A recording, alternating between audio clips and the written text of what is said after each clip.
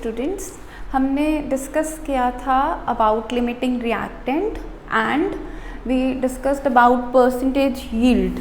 और फिर मैंने आपको कहा था कि हम इससे रिलेटेड कुछ न्यूमेरिकल्स करेंगे और न्यूमेरिकल से आपको जो टॉपिक है वो ज़्यादा समझ लगेगा।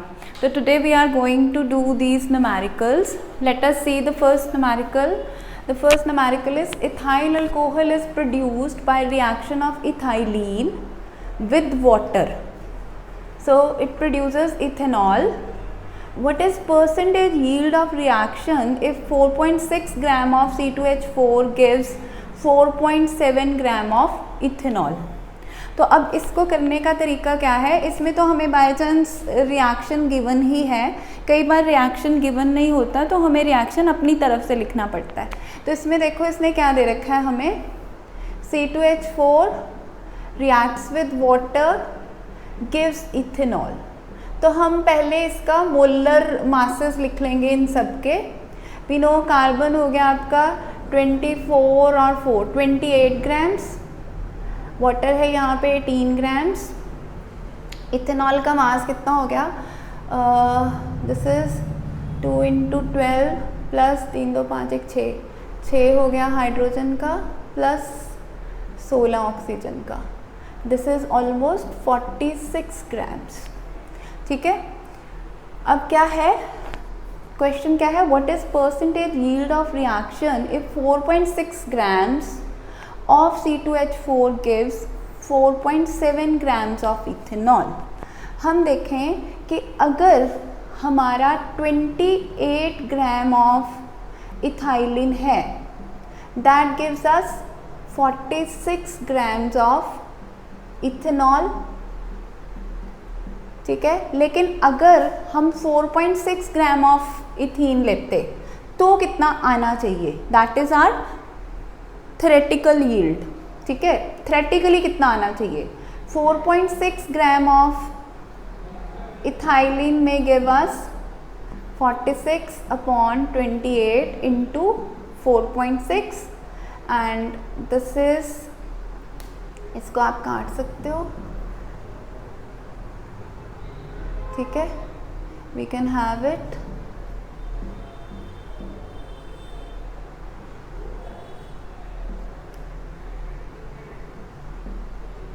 ठीक है, 23 × 23 डिवाइडेड बाय 14 × 5.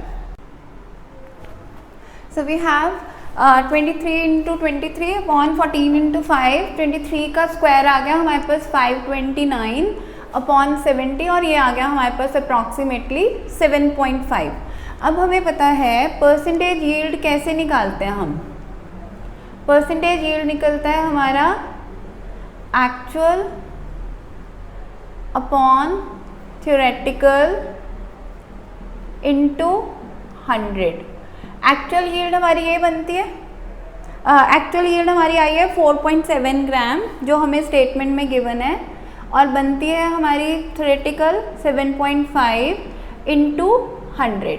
तो अगर हम इसको सॉल्व कर लेंगे तो हमारे पास उसका परसेंटेज यील्ड आ जाएगा और ये आता है हमारे पास अप्रॉक्सीमेटली 62.19%। फिर से देखो हमने क्या किया, हमें उसने दे दिया था कि 4.6 ग्राम से हमें 4.7 मिल रहा है, तो हमने मोलर रेशो के हिसाब से ले लिया इक्वेशन को कि अगर हम 28 ग्राम इथाइलिन लेते हैं तो हमारे पास इथेनॉल बनना चाहिए 46 ग्राम। तो 4.6 ग्राम के पीछे हमारे पास कितना बनना चाहिए? बनना चाहिए हमारे पास 7.5 ग्राम, लेकिन एक्चुअल में हमारे पास जो आया वो आया 4.7 ग्राम, यानी कि हमारी जो यील्ड है वो 100% नहीं आई। तो कितनी आई है? That is percentage yield. वो हमने फॉर्मूला लगा लिया, actual upon theoretical into 100 and that comes out 62.19%. So this is how we calculate percentage yield. Next सवाल देखो हमारा क्या है, 3 gram of hydrogen reacts with 29 grams of oxygen to give water. अब यहाँ देखो, यहाँ इसने इक्वेशन नहीं बना के दी, यहाँ हमें इक्वेशन खुद बनानी है। तो हम इक्वेशन हमें क्या पता चल रहा है, hydrogen reacts with oxygen and gives water. ठीक है, हम इसको 2 मोल 2 मोल, ठीक है, हमने इसको इक्वेट कर लिया, बैलेंस कर लिया, तो ये हमारे पास इक्वेशन आ रहा है। अब वो कहता है कि 3 grams of hydrogen reacts with 29 gram of oxygen to give water.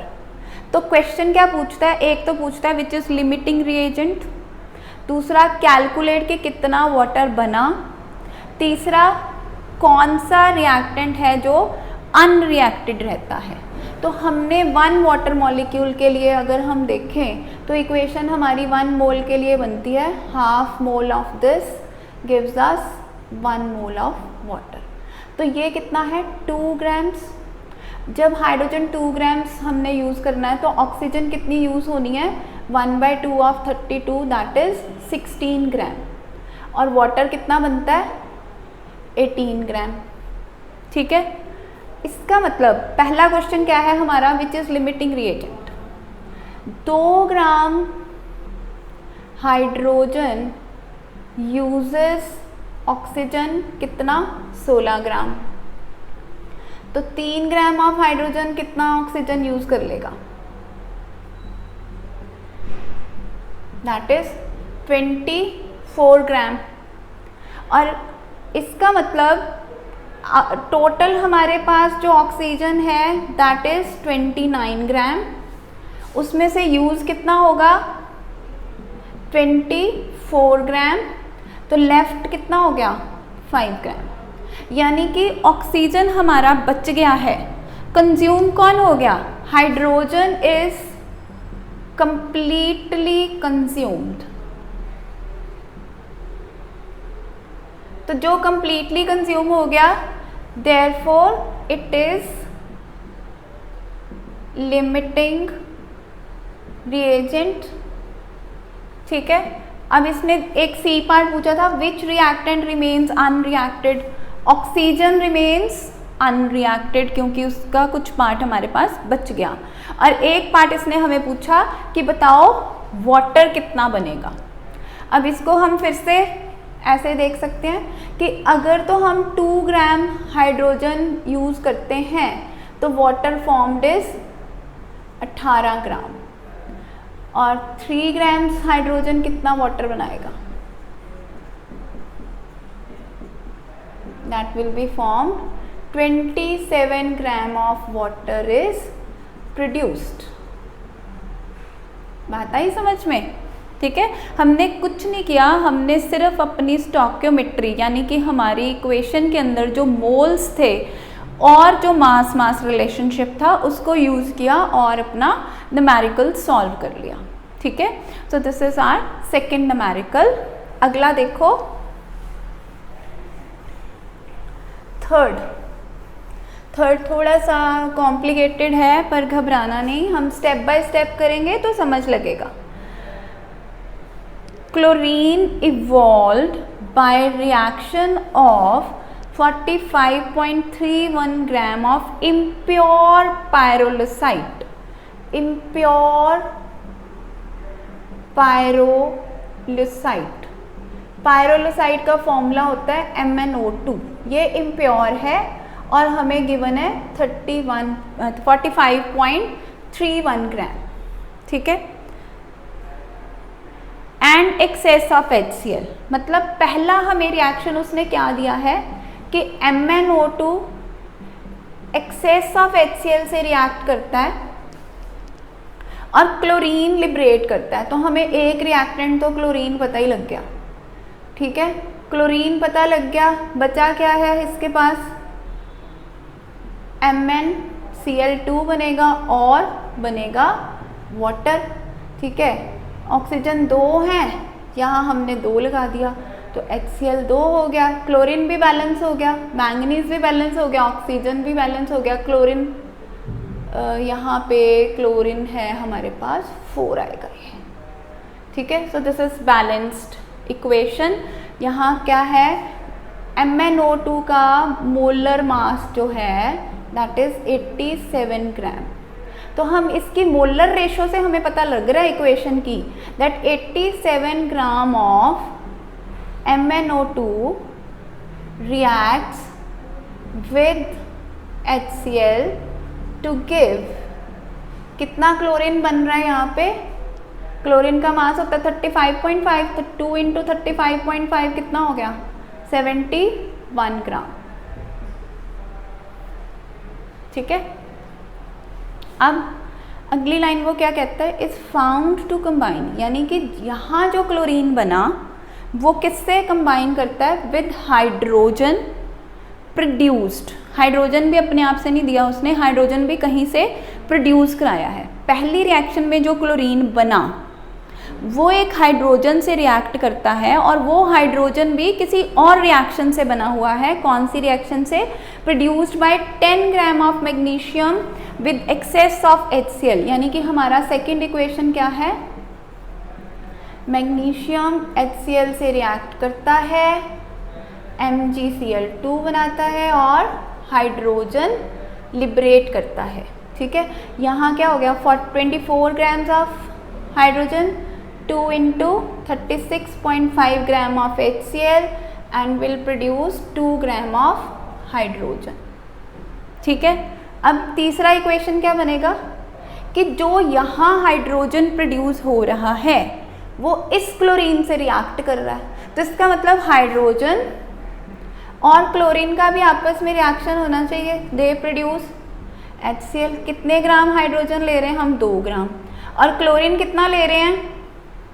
71 ग्राम। और बन क्या रहा है हमारे पास? HCl। ठीक है, अब हम इसको समराइज कैसे कर सकते हैं? हम कैसे समराइज करेंगे? 87 gram of MnO2 produces 71 gram of chlorine which reacts with 2 gram of hydrogen produced from 10 gram of this is 24 gram of magnesium. बात समझ आई? 24 ग्राम मैग्नीशियम जो है जितनी हाइड्रोजन प्रोड्यूस कर रहा है उससे जो क्लोरीन प्रोड्यूस हुआ है। ठीक है, सो हमारे पास कंक्लूजन क्या आ गया? That 87 gram of MnO2 produces 71 grams of chlorine, जो कि रिएक्ट करता है 2 ग्राम हाइड्रोजन के साथ, जिसे कि प्रोड्यूस किया 24 ग्राम मैग्नीशियम ने। इसका मतलब क्या हुआ? 24 ग्राम of magnesium, if 24 gram of magnesium is used, consumption of MnO2 should be 87 ग्राम। लेकिन हमें मैग्नीशियम दिया गया 10 ग्राम, तो 10 gram of magnesium, unitary method लगाओ तो कितना आ जाएगा? 87 upon 24 into 10 and this is approximately 36.25 ग्राम। यानी कि अगर हम चाहते हैं ये सारा रिएक्शन हो तो हमें यूज़ करना चाहिए था MnO2 36.25। थ्योरेटिकल कितना आना चाहिए? 36.25 gram of MnO2, but experimentally हमने यूज़ कितना किया?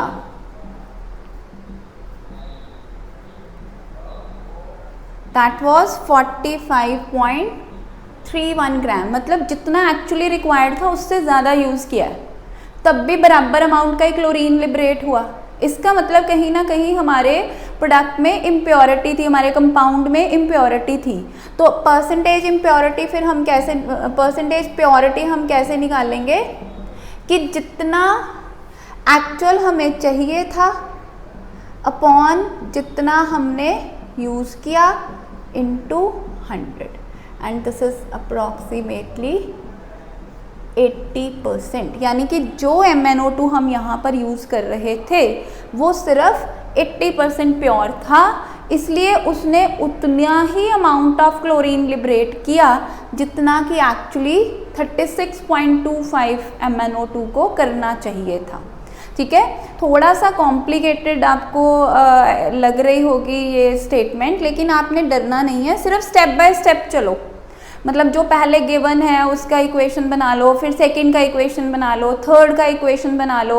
इक्वेशन बनाते जाओगे तो आपको समझ आराम से लगता जाएगा।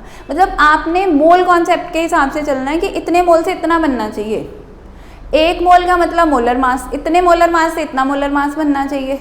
ठीक है, तो फिर जितना गिवन है उससे कितना, मतलब दिस इज वेरी सिंपल अगर थोड़ा सा आप समझ कर करते हो। ठीक है, तो these are the numericals related with the percentage yield.